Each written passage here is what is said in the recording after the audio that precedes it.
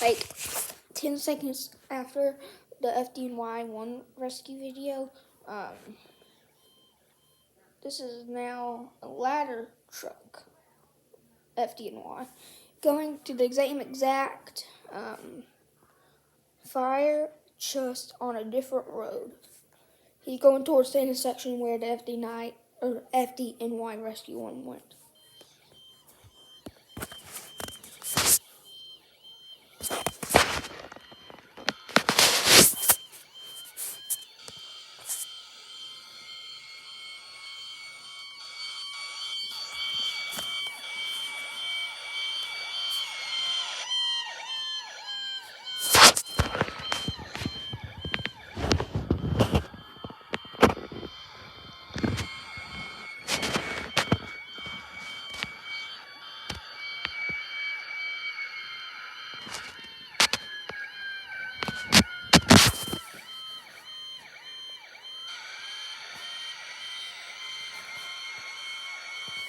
That tall building over there, you see it is actually 9/11 Tower, so.